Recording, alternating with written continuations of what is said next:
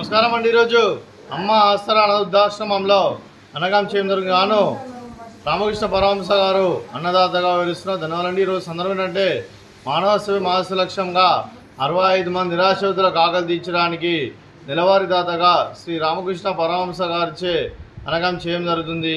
అలాగే దీనికి సహకరించిన కుమార్ వేదారెడ్డి గారికి ధన్యవాదాలు తెలుపుకుంటూ ఈరోజు ఉదయం టిఫిన్తో అన్నదానం మరియు మధ్యాహ్నం లంచ్తో అన్నగాం చేస్తున్నందుకు అలాగే కుమార్ వేదారెడ్డి గారికి వారి కుటుంబ సభ్యులందరికీ ధన్యవాదాలు తెలుపుకుంటూ అలాగే వారు నిండు నూరేళ్ళు ఆయుర ఆరోగ్యాలతో అష్టైశ్వర్యంతో అధ్యయనం కోరుకుంటూ వారు ఏ సంకల్పం అనుకున్నది నెరవేరని కోరుకుంటూ వారికి అంతా మంచిగా జరగాలని మనస్ఫూర్తిగా కోరుకుంటూ రామకృష్ణ పరమహంస గారి ఆశీస్సులు ఆ షిరిడి సాయిబాబా ఆశీస్సులు ముక్కోటి దేవతల ఆశీస్సులు వారికి ఎల్లప్పుడూ ఉండాలని కోరుకుంటూ వారి కుటుంబ సభ్యులందరికీ ధన్యవాదాలు తెలుపుకుంటూ అలాగే కుమార్ వేదారెడ్డి గారికి శ్రీ అనుపమారెడ్డి గారికి శ్రీమతి శశికళ గారికి దీర్ఘాయుష్మాన్ భవ, మీరు మీ కుటుంబ సభ్యులు నిండు నూరేళ్ళు ఆయురారోగ్యాలతో అష్టైశ్వర్యాలతో అధ్యయనం కోరుకుంటూ అలాగే సంవత్సరం తలపెట్టిన అన్ని పనులు విజయం లభించి ఆధ్యాత్మికంగా వ్యక్తిగతంగా ఉన్నత శిఖరాలు అధిరించే శక్తి ఆ భగవంతునికి ప్రశంసాలు కోరుకుంటూ అలాగే మీకు ఎన్నటితరమైన ఆయుర ఆరోగ్యాలు అష్టైశ్వర్యాలు సుఖశాంతులను ప్రశంసలను దేవుని వేడుతూ దీర్ఘాయుష్మాన్ భవ.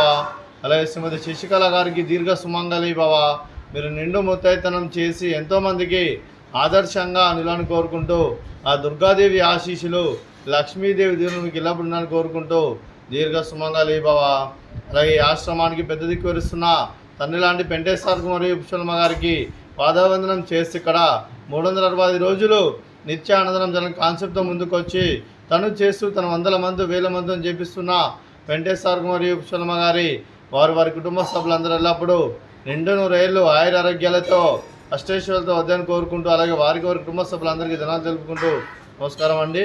అలాగే ఈరోజు కుమార్ వేదారెడ్డి గారు మీరు మీ కుటుంబ సభ్యులు ఈరోజు ఉదయం టిఫిన్తో అన్నదానం మరియు మధ్యాహ్నం లంచ్తో అన్నదానం చేస్తున్నారు. మేము అన్నదానం స్వీకరిస్తున్నాం. దాత సుఖీ భవ. అలాగే ఈరోజు లంచ్కి మేము చేసిన వంటకాలు ఫ్రూట్స్ బనానా, అలాగే స్వీట్ జిలేబీ, అలాగే రైస్, అలాగే చామగడ్డ కర్రీ,